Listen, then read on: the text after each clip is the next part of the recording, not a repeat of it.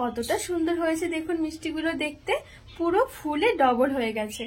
সামান্য সুজি দিয়ে যে এত সুন্দর কালোজাম মিষ্টি হয় না দেখলে কিন্তু বিশ্বাসই করতে পারবেন না। আর নিজেরা যখন বানাবেন নিজেদেরই বিশ্বাস হবে না যে নিজের হাতে এত সুন্দর মিষ্টি তৈরি করা যায়।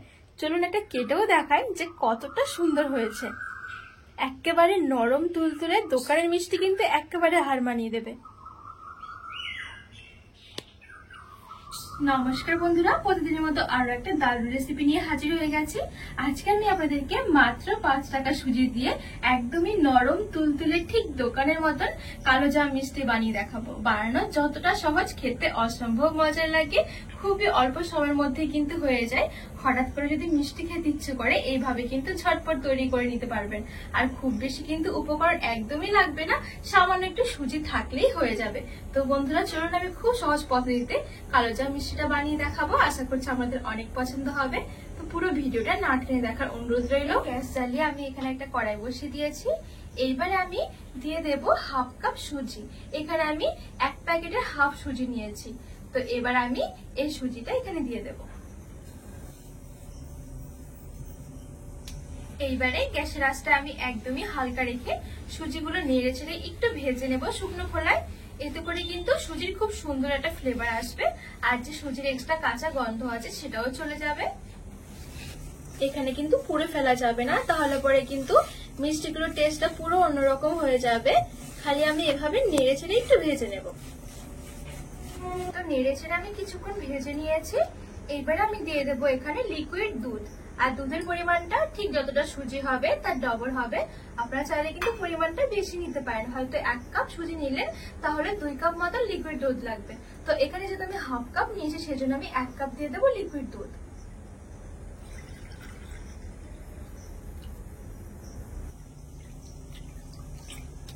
আর সাথে আমি একদম 1 চিমটি মতন একটু লবণ দিয়ে দিচ্ছি।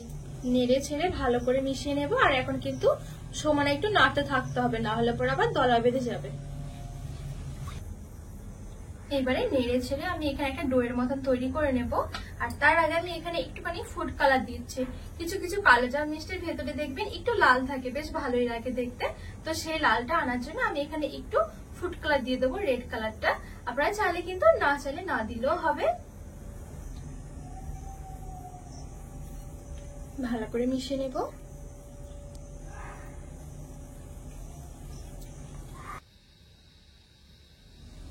তো এখানে আমি কিছুক্ষণ নেড়ে চেড়ে রান্না করে নিয়েছি।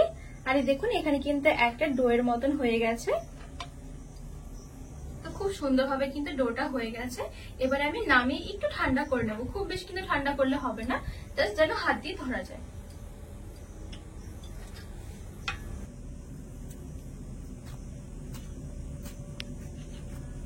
এখানে সুজির ডোটা হালকা ঠান্ডা হয়ে গেছে, খুব বেশি কিন্তু ঠান্ডা করিনি, তাহলে পরে কি আবার মাখতে অসুবিধা হয়ে যাবে। তো এখানে আরেকটু টেস্ট বাড়ানোর জন্য এখানে আমি ঠিক 1 টেবিল চামচের মতো গুঁড়ো দুধ নিয়েছি। এবারে অল্প অল্প করে দিয়ে আমি মেখে নেব। একবারে দেওয়া যাবে না, অল্প অল্প করে দিয়ে আমি মেখে নেব।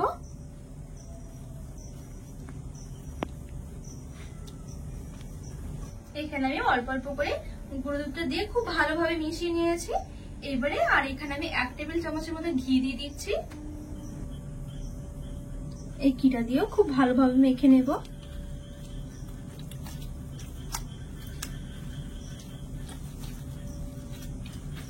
এখানে কিন্তু এই ডোটা একটু ভালো করে মেখে নিতে হবে। যত ভালো করে মাখা হবে তত সুন্দর কিন্তু মিষ্টিগুলো হবে। আর খাওয়ার সময় কিন্তু ওই সুজির দানাগুলো কিন্তু মুখের মধ্যে পড়বে না। তো এখানে দেখুন আমি সুজির ডোটা খুব সুন্দরভাবে মেখে নিয়েছি, একেবারে মসৃণ করে। এবারে এখান থেকে অল্প অল্প করে নিয়ে এই মিষ্টিগুলো তৈরি করে নেব। খুব বেশি একটা বড় করব না, মিডিয়াম সাইজ করে তৈরি করব। 2 হাতের মধ্যে নিয়ে একটু ঘুরিয়ে নেব। চাইলে এভাবে গোল গোলও করা যাবে। তো আজকে একটু মিষ্টিগুলো এরকম লম্বা করে করব, দেখতেও ভালো লাগবে। তো এই দেখুন বন্ধুরা, আমি এখানে একটা মিষ্টি তৈরি করে নিয়েছি।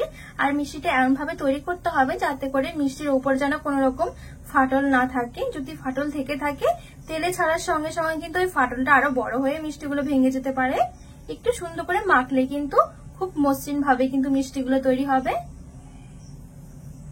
তো বন্ধুরা এখানে আমার আরো একটা মিষ্টি তৈরি হয়ে গেছে। তো একইভাবে আমি সবগুলো মিষ্টি তৈরি করে নেব।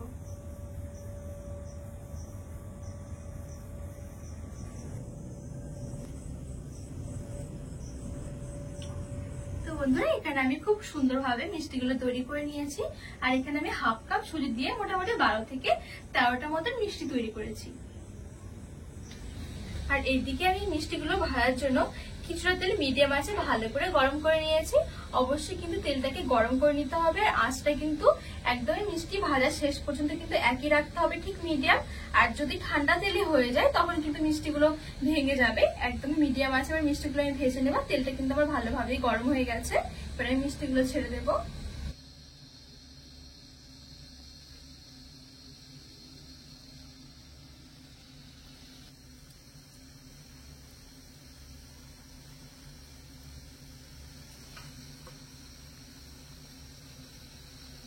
এখানে কিন্তু আমি মিষ্টিগুলো একবারে ভাজবো না, অল্প অল্প করে দিয়ে ভাজবো।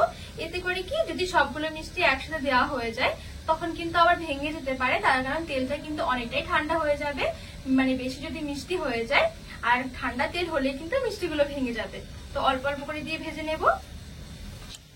আর দেখুন বন্ধুরা মিষ্টিগুলো কত সুন্দর একটা কালার এসেছে। তো আমি আরেকটুখানি কালো করে ভেজে নেব, যেহেতু কালোজাম মিষ্টি তৈরি করছি। আর বন্ধুরা এই মিষ্টিগুলো ভাজতে কিন্তু একদমই বেশি টাইম লাগবে না, খুবই অল্প সময়ের মধ্যে কিন্তু ভাজা হয়ে যাবে। অবশ্যই কিন্তু গ্যাসের আঁচটা মিডিয়াম টু হাই রাখতে হবে, না হলে কিন্তু মিষ্টিগুলো ভেঙে একেবারে তেলে তেলে ছড়িয়ে যাবে।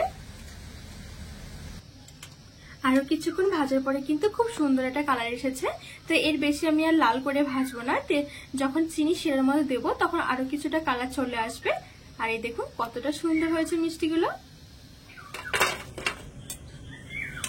তো ঠিক পরের ব্যাচের মিষ্টিগুলো আমি এভাবে করে ভেজে নেব। অবশ্যই অল্প অল্প করে মিষ্টি তেলে ছেড়ে তারপরে ভাজতে হবে, একসাথে কিন্তু কোনো সময় মিষ্টি ভাজতে যাবে না, তাহলে কিন্তু ভেঙে যাবে।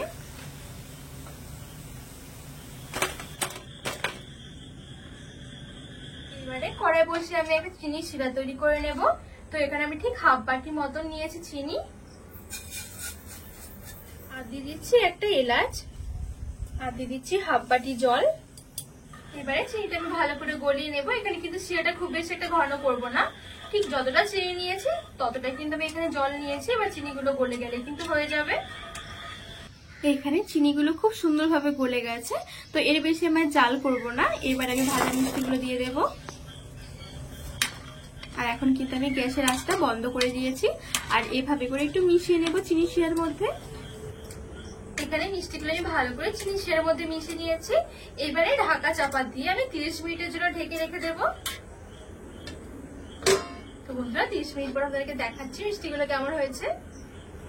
তো এখানে মোটামুটি আমার 30 মিনিটের থেকে একটু বেশি হয়েছে, মোটামুটি 40 মিনিটের মতন হয়ে গেছে। আর এই দেখুন 40 মিনিটের মধ্যে কিন্তু খুব সুন্দরভাবে মিষ্টিগুলো ফুলে পুরো ডবল হয়ে গেছে। আর রসটা দেখুন একদমই নেই, সবটুকু কিন্তু একেবারে টেনে নিয়েছে। আর মিষ্টিগুলো কতটা সুন্দর হয়েছে দেখুন। আপনারা যখন নিজেরাই বানাবেন নিজেরাই বিশ্বাস করতে পারবেন না শুধু সুজি দিয়ে এত সুন্দর কালোজাম মিষ্টি হতে পারে। তো এবার আমি একটা প্লেটের মধ্যে মিষ্টিগুলো সাজিয়ে নিচ্ছি, আর দেখতে কতটা সুন্দর লাগছে। কোনোভাবেই কিন্তু বুঝতে পারবেন না যে এইগুলো দোকান থেকে কেনা নয়, নিজের হাতে আবার ঘরে বানানো। তো ওপর দিয়ে আমি কিছুটা গুঁড়ো দুধ ছড়িয়ে দিচ্ছি, এতে করে দেখতেও সুন্দর লাগবে, খেতেও ভালো লাগবে, না চাইলে না দিলেও হবে। তো এখানে একটা মিষ্টি আপনাকে কেটে দেখাই যে কতটা সুন্দর হয়েছে আর কতটা লোভনীয় লাগছে। একেবারে নরম তুলতুলে হয়েছে মিষ্টিগুলো। বন্ধুরা আজকে কালোজাম মিষ্টির রেসিপিটি কেমন লেগেছে অবশ্যই কিন্তু কমেন্ট করে জানাবেন। আর রেসিপিটি ভালো লাগলে চ্যানেলটিকে সাবস্ক্রাইব করে পাশে থাকা অনুরোধ রইল।